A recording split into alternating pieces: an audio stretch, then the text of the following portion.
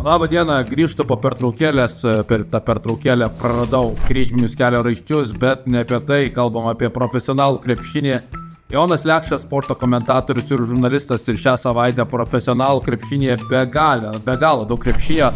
Dvigubo Eurolygos savaitę galiausiai ir Lietuvos didysis derbis pradeda nuo antradienio rungtynių. Kauno Žalgiris vyksta į karštąją Štark areną Belgrade, Belgrado Partizanas, ir tikrai ne pats geriausias laikas vykti ten, jeigu Partizanas prieš kelias savaitės atrodė komanda pažeista, komanda be veido. Želko Obradovičius irgi buvo kvestionuojamas, tai dabar jie laimėjo ne tik Belgrado derbį, bet praėjusią savaitę Štarke nugalėjo ir prie Olympiakos su labai gera gynyba. Karlikas Džonsas tapo absoliučiu komandos lyderiu, jam rakteliai nuo mašinos atiduoti ir Partizanas įsivažiuoja. Partizanas labai daug išbarstė sezono pradžioje, bet dabar jie grįžta į ritmą. Žalgiris iš kitos pusės pralaimėjo prieš Baskonę, kur ten tiesiog atidavė pergalę. Matėme, kad net savaitgalį Andrė Trinkeris spaudė savo žaidėjus su visai kita koncentracija. Pamatėme juos Lietuvos krepšinio lygoje, bet iš esmės, kad ir koks Žalgiris koncentruotas nuvyktų į Belgradą, jie ten nebus favoritai ir vis dėlto matau ten pergalę Partizano, netgi ir matau tuos skaičius. 81-75 Partizano pergalė.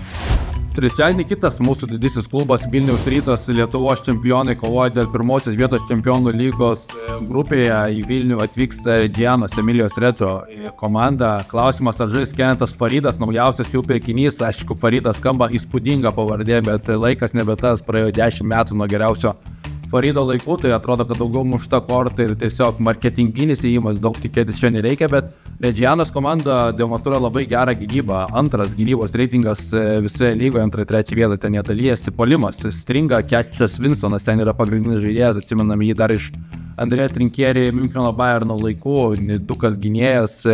Taip pat Smithas, veteranas, deda nemažą indėlį į komandos puolimą, bet manau, kad Rytas šiai dienai yra stipresnė, geriau subalansuota komanda ir namuose jie turi pasimti tašką ir atsirevanšuoti. Italijos klubui, kas praktiškai užtikrintų pirmąją vietą grupėje, tad prognozuoju Ryto pergalę 60 taškų persvarą.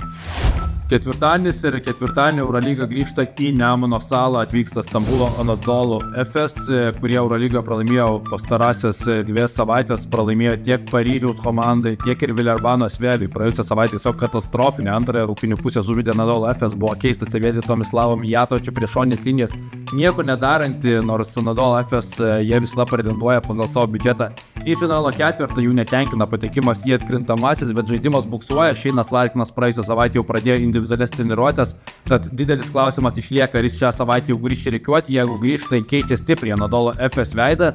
Vis dėlto galvoju, kad Žalgiris prie savus ir gali turėtų reabilituotis, juolab, kad komanda atvykstanti Anadolu Efes žaidžia per savo puolimą, mažai akcentų į gynybą. Manau, kad Lonnie Walkerio tai turėtų būti dar vienas geras vakaras, galbūt ir Silvinas Francisko prisikels, kuris savaitgalį ėjo į starto 5 Lietuvos krepšinio lygoje, galbūt pradės Andrė Trinkerį bandyti į starto 5. Manau, kad bus atviros ganėtinai rungtynės. Žalgiriui nepavyks visko kontroliuoti gynybą, bet ir puolimų jie turi galimybių namuose iškovoti pergalę prieš Anadolu Efes ir aš prognozuoju Žalgirio pergalę dramatišką 4-6 taškų persvarą.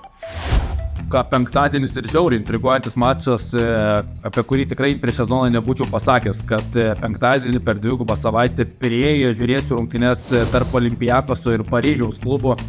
Paryžiaus basketbol komanda šiuo metu yra Eurolygos lyderė, skaičiuojanti 8 pergalių seriją. Man tai yra neįtikėtinas kosminis skaičius, kadangi net ir tokiam Pirėjo Olympiakos, Madrido Realo ir Atenų Panathinaikos iškovoti 8 pergalės Eurolygoje paeiliui būtų didelis pasiekimas. Tuo metu Paryžiaus klubui, kuriam aš prognozavau paskutinę vietą prieš sezoną, iškovoti 8 pergalės yra kažkoks neįtikėtinas pasiekimas, visiška pelenės istorija.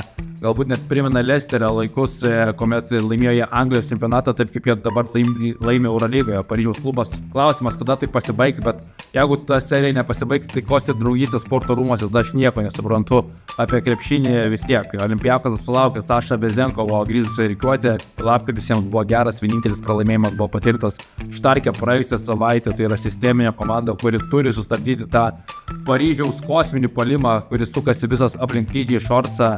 Ir prognozuoju vis dėlto, kad Olympiakos užbaigs tą tikrą pasaką Paryžiaus komandos ir iškovos pergalę ganėtinai užtikrinta, galbūt net 2 ženklė taškų persvara, 8-11 taškų skirtum prognozuoju pergalę Olympiakos.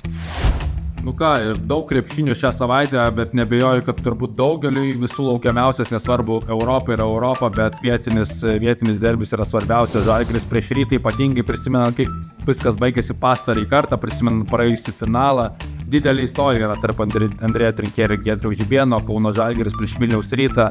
Amžiniai varžovai vienas prieš kitą, Žalgiris po 2 savaitės, bet manau, kad Žalgiris neturi teisės jau to minėti rungtynėse prieš Rytą, po tiek pralaimėjimų paeiliui, turint gerokai didesnį biudžetą kelis kartus negu Rytas, Žalgiris nebeturi teisės pralaimėti, ypatingai prie savų sirgalių, bet kokiamis aplinkybėmis. Jie turi imti pergalę. Bus įdomu, koks bus komandoje emocinis fonas po tų mačų Europoje. Visgi Žalgiris turi labai ilgą suolą, tikrai ilgesnį negu Rytas, ir prognozuoju, kad Žalgiris iškovos pergalę, bet bus labai atkaklios rungtynės. Manau, kad Žalgiris vėl gali įsivelti su Rytu į tą intensyvų krepšinį, rezultatyvų krepšinį, ir prognozuoju, kad abi komandos įmes per 80 taškų, o Žalgiris iškovos pergalę tarp 4-7 taškų. Tai šią savaitę tiek. Jonas Lekšas su jumis. Prenumeruoti kanalą neužmirškite, taip pat palaikinkite šį video ir siūlau pakomentuoti. Labai įdomu, ką jūs manote apie Lietuvos derbį, kam pergalę prognozuojate ir kokia taškų persvara laimės, ar tai Rytas, ar tai Žalgiris. Iki.